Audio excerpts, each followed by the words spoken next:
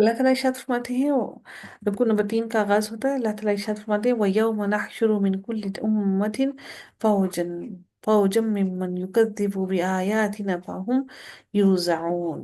اللہ تعالیٰ فرماتے ہیں اور جس دن ہم ہر امت میں سے ان لوگوں کے گروہ کو جو ہماری آیتوں کو جھٹلاتے تھے گھیر گھیر کر لائیں گے، اس گروہ کو جمع کریں گے جو ہماری آیات کو جھٹلاتے تھے، ہم ان کو جب اکٹھا کریں گے پھر ان کی قسمیں بنائی جائیں گی، یعنی ان کو پھر ان سب کو الگ الگ ان کے گناہوں کی طرح سے ان کو الگ الگ کر کے ان کو الگ الگ ٹولیوں میں بانٹا جائے گا۔ یعنی اللہ تعالیٰ اپنی یہ نشانی، یہ جو نشانی ہے کس کی، جانور کی نشانی دکھانے کے بعد دکھائے گا کہ لوگ اللہ کی نشانیوں یا آیتوں پر یقین نہیں رکھتے۔ بعض کہتے ہیں کہ یہ جملہ وہ جانور اپنی زبان سے ادا کرے گا، اس جانور کے لوگوں سے کلام کرنے میں کوئی شک نہیں، یہ قرآن نے یہ کہہ دیا کہ یہ جانور لوگوں سے کلام کرے گا اور بات کرے گا۔ اور اللہ تعالیٰ پھر اس جانور کے کلام کرنے کی بات کرنے کے بعد اللہ تعالیٰ امت کے گروہ کو الگ الگ ٹولیوں میں ٹولیوں میں تقسیم کر دے گا، وہ جو اللہ تعالیٰ کی آیتوں کو جھٹلاتے، کفر کرتے اور جو ظلم کرتے، اللہ تعالیٰ ان کو الگ الگ ٹولیوں میں تبدیل کر دے گا۔ اب وہ ٹولیاں کس کس قسم کی ہوں گی؟ کوئی زانیوں کی ٹولی ہوگی، کوئی شرابیوں کی ٹولی ہوگی، کوئی جواریوں کی ٹولی ہوگی، کوئی قاتلوں کی ٹولی ہوگی۔ ہر ہر کے گناہ کے حساب سے اللہ تعالیٰ ان کو ٹولیوں میں الگ الگ کر دے گا، پھر ان سب کی سزا ان کی مطابق ہوگی۔ حتی اذا جاءوا قال اکذبتم بآیاتی ولم تحیطوا بها علما ام ماذا کنتم تعملون۔ اللہ تعالیٰ فرماتے ہیں جب سب کے سب آپ پہنچیں گے تو اللہ تعالیٰ فرمائے گا کہ تم نے میری آیتوں کو باوجود اس کے کہ تمہیں ان کا پورا علم نہ تھا کیوں جھٹلایا؟ اللہ تعالیٰ نے تمہیں تو آیتوں کا علم نہ دیا تھا، تم نے اس توحید کو کیوں جھٹلایا؟ تم نے اس توحید کو سمجھنے کی کوشش کیوں نہ کی؟ تم نے اس توحید سے روگردانی کیوں کی؟ تم اس توحید سے کیوں بھاگ گئے؟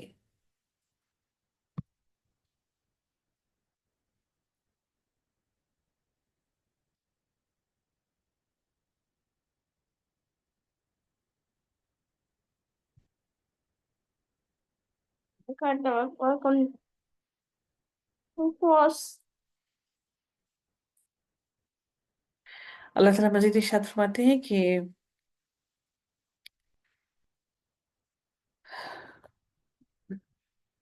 حالانکہ تم نے علم سے ان کا احاطہ ہی نہ کیا تھا، تم نے ان کو سمجھنے کی کوشش ہی نہ کی، یا پھر کیا عمل کرتے؟ جب تمہیں علم ہی نہ تھا تو تم پھر اس پر کیسے عمل کرتے؟ وَوَقَعَ الْقَوْلُ عَلَيْهِمْ بِمَا ظَلَمُوا فَهُمْ لَا يَنطِقُونَ۔ اللہ تعالیٰ پھر فرماتے ہیں اور ان پر بات واقع ہو جائے گی اس کے بدلے جو انہوں نے ظلم کیا، چنانچہ وہ کچھ نہ بولیں گے، کیونکہ اللہ تعالیٰ نے جو جو انہوں نے گناہ کیے ہیں وہ اس کے بارے میں کوئی عذر نہ پیش کر سکیں گے۔ قیامت کی حال ہولناکیوں کو دیکھنے کی وجہ سے بولنے کی قدرت اور طاقت ہی نہیں رکھیں گے، اور اس سے مراد یہ بھی ممکن ہے کہ اللہ تعالیٰ ان کے منہوں کو مہر لگا کر بند کر دے گا، اور وہ جب اپنی آنکھوں سے اپنے تمام گناہوں کو اپنے سامنے لکھا ہوا پائیں گے تحریر کو، وہ کچھ بولنے کی طاقت ہی نہ رکھیں گے۔ علم یرو، اللہ تعالیٰ فرماتے ہیں کیا انہوں نے نہیں دیکھا؟ علم یرو، کیا ان لوگوں نے نہیں دیکھا؟ انا جعلنا اللیل لیسکنوا فیہ والنہار مبصرا، کہ یقیناً ہم نے رات بنائی تاکہ لوگ اس رات میں آرام کریں اور سب کے سب لوگ آرام کریں، اور دن کو ہم نے اس لیے بنایا تاکہ وہ اللہ تعالیٰ کی نشانیوں کو دیکھیں اپنی آنکھوں سے۔ ان فی ذلک لآیات لقوم یؤمنون، اور واقعی اس میں یقیناً نشانیاں ہیں ان تمام لوگوں کے لیے جو ایمان لانا چاہتے ہیں، جن کے دلوں میں اللہ تعالیٰ کے لیے ایمان اور ڈر اور خوف موجود ہے۔ یہ صرف اور صرف وہ ان لوگوں کے لیے اس میں نشانیاں ہیں، اور دن کے وقت اپنا ذریعہ معاش کمائیں، اپنی روزی روٹی کمائیں۔ اب پھر اللہ تعالیٰ پھر یوم قیامت کے بارے میں بیان فرماتے ہیں کہ اور جس دن ينفخ في الصور ففزع من في السماوات ومن في الارض، اللہ تعالیٰ فرماتے ہیں اور جس دن سور میں پھونک مار دی جائے گی تو سب گھبرا اٹھیں گے، جو آسمانوں میں ہیں وہ بھی گھبرا اٹھیں گے، اور جو زمین میں ہیں وہ بھی گھبرا اٹھیں گے۔ آسمانوں سے مراد فرشتوں کی بھی بات کی جا رہی ہے، کیونکہ سب کو ختم ہونا ہے، چاہے وہ انسان ہو، جانور ہو، پرندے ہوں، کائنات کی ہر چیز کو، حتیٰ کہ فرشتوں کو بھی۔ تو آسمان والے بھی گھبرائیں گے اور زمین والے بھی گھبرائیں گے۔ یعنی جس وقت حضرت اسرافیل علیہ السلام جو سور کو لے کر کھڑے ہیں، نفخے کو پھونک ماریں گے، تو ساری دنیا گھبرا کر بے ہوش ہو جائے گی۔ پہلے نفخے سے سب گھبرا کر بے ہوش ہو جائیں گے، اور دوسرے نفخے میں موت سے ہمکنار ہو جائیں گے۔ تیسرے نفخے میں سب کے سب قبروں سے زندہ ہو کر اٹھ کھڑے ہوں گے، اور بعض کے نزدیک ایک اور چوتھا نفخہ بھی ہوگا، جس سے سب لوگ میدان محشر میں اکٹھے ہو جائیں گے۔ یہاں پر کون سا نفخہ مراد ہے، اس کے بارے میں یہاں پر جو تفاسیر میں بیان ہوتا ہے کہ تیسرا نفخہ مراد ہے جب لوگ قبروں سے اٹھیں گے۔ من فی السماوات ومن فی الارض الا من شاء اللہ وکل اتوہ داخرین۔ امام ابن کثیر کہتے ہیں کہ یہاں پر پہلا نفخہ مراد ہے، جبکہ امام شوکانی کہتے ہیں کہ یہاں پر تیسرا نفخہ، یعنی کہ جب قبروں سے اٹھنے کا منظر ہے، وہ مراد ہے۔ بہرحال بات نفخے کی جا رہی ہے، جو بھی نفخہ مراد ہے موت اور زندگی کے درمیان کی ہی بات ہے۔ سب کے سب گھبرا اٹھیں گے، زمین والے بھی اور آسمان والے بھی، مگر وہ جسے اللہ تعالیٰ چاہے گا، اللہ جس کو چاہے گا، الا من شاء اللہ وکل اتوہ داخرین، اور سب اس کے پاس ذلیل ہو کر چلے آئیں گے۔ کیوں خالی ہاتھ ہوں گے؟ اس سے صرف وہ لوگ مستثنا ہوں گے جن کو اللہ تعالیٰ چاہے گا، اللہ تعالیٰ جن کو کرامت دینا چاہے گا، جن پر اپنا رحم کرے گا، جن کو برکتیں دے گا، انبیاء، صدیقین، شہداء، فرشتے، وہ سب کے سب اس سے بری ہوں گے۔ وہ ذلیل ان کے لیے نہیں یہ لفظ استعمال کیا گیا، بلکہ وہ لوگ جو اعمال سے خالی ہوں گے وہ سب اس کے پاس ذلیل ہو کر چلے آئیں گے۔ وَتَرَى الْجِبَالَ، مزید سختی کا بیان ہو رہا ہے قیامت کی، اور آپ پہاڑوں کو دیکھیں گے، آپ ایسا گمان کرتے ہیں، آپ تَحْسَبُهَا جَامِدَةً وَهِيَ تَمُرُّ مَرَّ السَّحَابِ، کہ آپ انہیں جمع ہوا گمان کرو گے، حالانکہ وہی بادلوں کے چلنے کی طرح چل رہے ہوں گے۔ جیسے بادل ہوا میں اڑ رہے ہوتے ہیں نا، بالکل ایسے اڑ رہے ہوں گے۔ آپ کو لگتا ہے یہ زمین پر جمے ہوئے ہیں، ادھر حقیقت روز قیامت جمے ہوئے نہیں ہوں گے۔ صنع اللہ، صنع اللہ الذی اتقن کل شیء۔ اللہ تعالیٰ پھر ارشاد فرماتے ہیں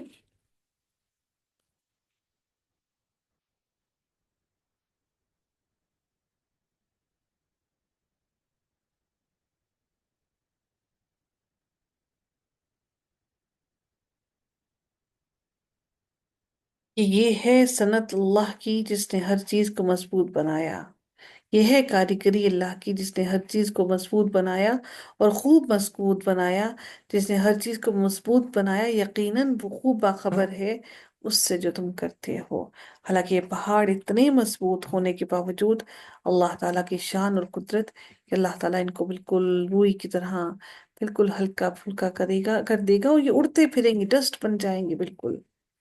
من جاء بالحسنة فله خیر منها، اور وہ دن جو شخص جس نے ساری زندگی دنیا میں مشقت کاٹی، آخرت کو بہتر بنانے کے لیے نیکی کے کام کرتے رہا، اور وہ نیکیاں بھر بھر کر لایا، تو اللہ تعالیٰ فرماتے ہیں تو اس کے لیے اس سے بہتر ہے، وہ بہتر ہے، اس کا دن وہ بہت بہتر ہوگا، اور وہ اس دن گھبراہٹ سے امن میں ہوگا۔ سبحان اللہ، اللہ تعالیٰ ہمیں بھی ان لوگوں میں شامل کرے، آمین یا رب العالمین۔ لیکن وہ جو ومن جاء بالسیئۃ فکبت، لیکن وہ جو برائی لے کر آئے گا تو اس کے چہرے اوندھے منہ، وجوہہم فی النار، آگ میں ڈال دیے جائیں گے، یعنی کہ سب سے پہلے اس کی پہچان ختم کی جائے گی، منہ سے ڈالا جائے گا۔ هل تجزون الا ما کنتم تعملون، پھر ڈال دیے جائیں گے تمہیں، اور پھر ان کو سزا دی جائے گی مگر وہ جو تم عمل کرتے تھے اسی کے مطابق۔ کوئی زیادتی نہیں کی جائے گی، کسی پر بھی کچھ بھی زیادتی نہیں ہوگی، بلکہ ہر ایک کے عمل کے مطابق اس پر اس کو سزا دی جائے گی۔ انما امرت ان اعبد رب هذه بلدة الذي حرمها وله كل شيء وامرت ان اكون من المسلمين. پھر اللہ تعالیٰ ارشاد فرماتے ہیں یقیناً مجھے تو یہی حکم دیا گیا کہ میں اس شہر کے رب کی عبادت کروں جس نے اس کو حرمت دی اور ہر چیز اسی کے لیے ہے۔ اس شہر سے مراد کیا؟ مکہ کے شہر کی، یعنی کہ جس نے اللہ تعالیٰ نے مکہ کی ہر چیز کو حرمت دی اور ہر چیز اس کے لیے ہے، اور مجھے حکم دیا گیا ہے کہ میں اللہ کا فرما بردار بن جاؤں۔ اور پھر یہ بھی ارشاد ہوتا ہے، اللہ تعالیٰ پھر مزید یہ بھی ارشاد فرماتے ہیں کہ اس میں حرمت اس لیے بھی ہے کہ اللہ اور نبی اکرم صلی اللہ علیہ وسلم کو بھی مکہ بہت بہت عزیز تھا، بہت محبوب تھا۔ مکہ میں خون ریزی، ظلم کرنا، شکار کرنا، درخت کاٹنا، حتیٰ کہ کانٹا توڑنا بھی منع ہے۔ پھر نبی اکرم صلی اللہ علیہ وسلم فرماتے ہیں کہ وَأَنْ أَتْلُو وَأَنْ أَتْلُو الْقُرْآنَ فَمَنِ اهْتَدَىٰ، پھر ارشاد ہوتا ہے کہ اور یہ کہ میں قرآن پڑھ کر سناؤں، پھر جو میرا کام صرف قرآن کو پڑھ کر سنانا ہے، جو تم میں سے سیدھے راستے پر آنا چاہتا ہے وہ آ جائے، تو یقیناً وہ صرف اپنے لیے ہی سیدھے راستے پر آتا ہے، میرے ذمے نہیں کہ میں اس کی گمراہی کا جواب دے، نہیں، نہ میں اس کی گمراہی اور اس کی بد عمل کی وجہ سے اللہ کے آگے جواب دہ ہوں۔ وَمَن ضَلَّ فَقُلْ إِنَّمَا انا من المنذرین، کہ میرا کام تو اللہ تعالیٰ نے مجھے صرف اور صرف ڈرانے کے لیے بھیجا کہ میں صرف اور صرف تم سب کو آگاہ کر دوں، تم سب کو ڈرا دوں۔ وَقُلِ الْحَمْدُ لِلَّهِ سَيُرِيكُمْ آيَاتِهِ فَتَعْرِفُونَهَا وَمَا رَبُّكَ بِغَافِلٍ عَمَّا تَعْمَلُونَ۔ اللہ تعالیٰ فرماتے ہیں اور اے نبی آپ کہہ دیجئے کہ سب کی سبب تعریفیں اللہ ہی کے لیے ہیں۔ سیوریکم، جلد ہی وہ تمہیں اپنی نشانیاں دکھائے گا اور تم انہیں پہچان لوگے۔ فتعرفونہا، اللہ کی جو بھی نشانیاں آئیں گی، اللہ تعالیٰ کا اگر وہ عذاب آیا تو اس عذاب کو بھی تم اپنی آنکھوں سے دیکھ لوگے، اور پھر تم جلد ہی پہچان لوگے کہ یہ نشانیاں جن کا اللہ نے وعدہ کر رکھا تھا تمہیں عذاب پہنچانے کا، وہ ساری ظاہر ہو جائیں گی۔ اور اللہ تعالیٰ پھر فرماتے ہیں وَمَا رَبُّكَ بِغَافِلٍ عَمَّا تَعْمَلُونَ، اللہ تعالیٰ تمہارے اعمال سے بے خبر ہرگز نہیں، وہ بے خبر نہیں، وہ تمہارے اعمال کا پوری طرح سے احاطہ کیا ہوا ہے، وہ بہترین جانتا ہے کہ تمہارے اعمال کیا ہیں اور تمہاری نیت کیا ہے، وہ تمہارے دل کے حالات سے بخوبی واقف ہے۔